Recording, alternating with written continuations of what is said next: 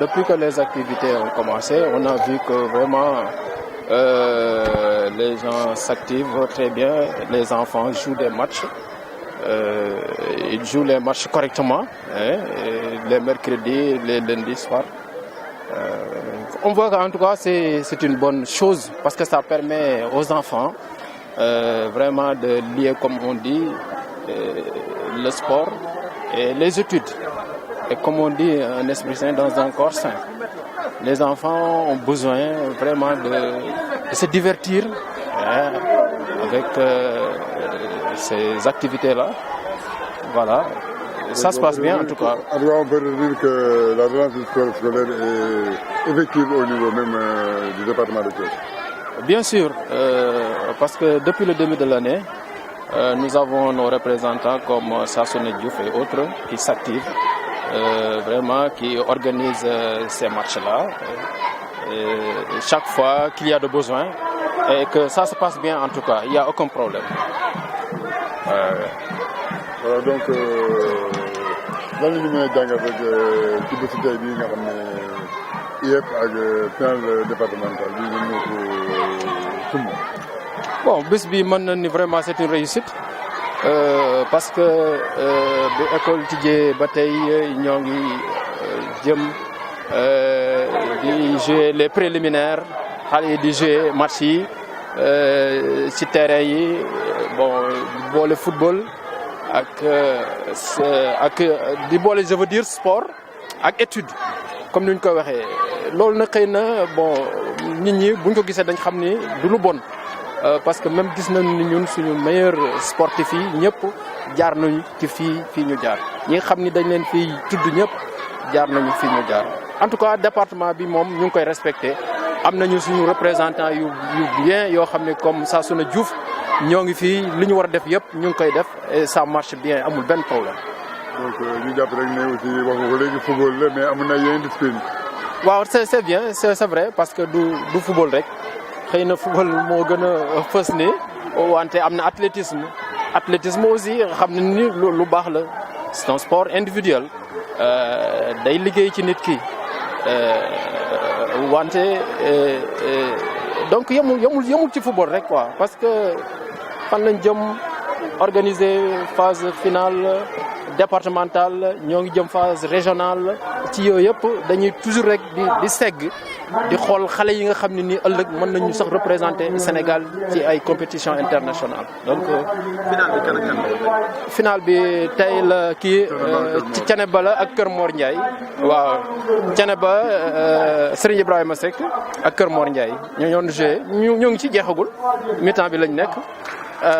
li ñu ñaan rek mooy que c'est Thiès département qui gagne kon que le meilleur gagne waaye ci defe naa ni loolu aussi wax nañ ko xale yi dès le départ nee nañu leen vraiment fair play la ñu bëgg football bu rafet ki gagné xam ne gagné na ñu félicité ko ki ñu gagné tamit mu xam ne gagné nañ ko mu nangu ko parce que loolu aussi moo nekk ci sport il faut toujours un vainqueur et un vaincu. Sassoune Diouf, chargé du sport à l'IEF de Thiès département. Sassoune, que tirez-vous du bilan de cette saison?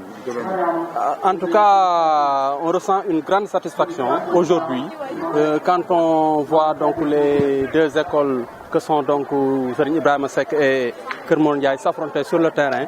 C'est une grande satisfaction que l'on ressent actuellement. On peut savoir le nombre de rencontres que vous avez pu organiser au niveau du département? Voilà, donc pour ce qui est de cette année, on a jugé nécessaire de ne faire compétir que les établissements qui disposaient de licences homologuées. Voilà, parce qu'on sait que dans le département, il y a pas mal d'établissements donc, qui souffrent de ces problèmes d'état civil. Et bon an, mal an, donc on a essayé donc, de regrouper ceux qui pouvaient être, donc, pouvaient respecter donc, ce cahier de charge-là. Vous avez ciblé combien de disciplines? Bon, au niveau élémentaire, nous faisons le football et l'athlétisme. L'athlétisme donc en vitesse et en saut en longueur. Voilà, donc ce sont ces disciplines-là donc, que nous compétissons au niveau élémentaire. Ça s'est bien passé dans Alhamdulillah, donc on a pu donc dérouler 5 journées de championnat au niveau départemental et aujourd'hui donc on assiste à la finale.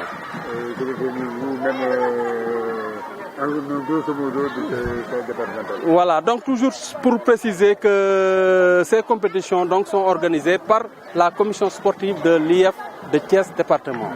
qui est chapeauté donc par le comité départemental de gestion et de relance du sport scolaire, qui est dirigé aujourd'hui donc par Madame l'inspectrice de l'IF de Thiès-Ville. Et nous gérons donc ce comité-là. Au niveau donc de chaque commission, donc il y a des compétitions qui s'organisent et donc les finalistes se sont présentés lors de la grande finale départementale qui se tiendra donc après-demain, mercredi 14, au lycée Malick Sy. waaw xanaa di ressentir mbégte bu rëy rek di kontaan lool bu ñu yàlla mayee tey ji ñu fekkee tal ba mën a taxawal donc final bi nga xam ne moom la ñuy assister nii.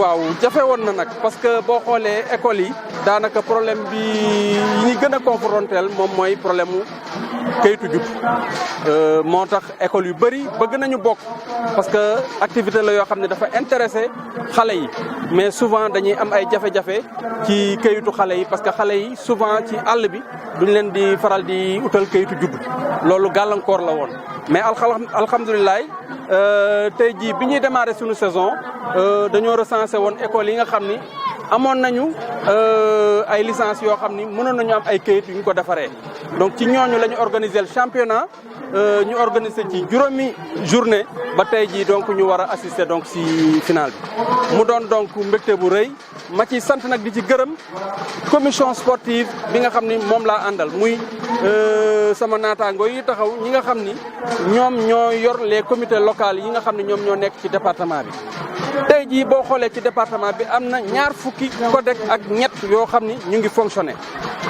ay nit nekk fa di doxal activités yi foofu ñun dañoo nekk ci inspection bi rek di coordonner mais tey jii njukkal li ñoom ñoo ko yeyoo parce que ñoom ñoo liggéey à la base ba tey jii donc lii mën a taxaw ñu mën a daje fii donc pour fêter final bi nii voilà merci.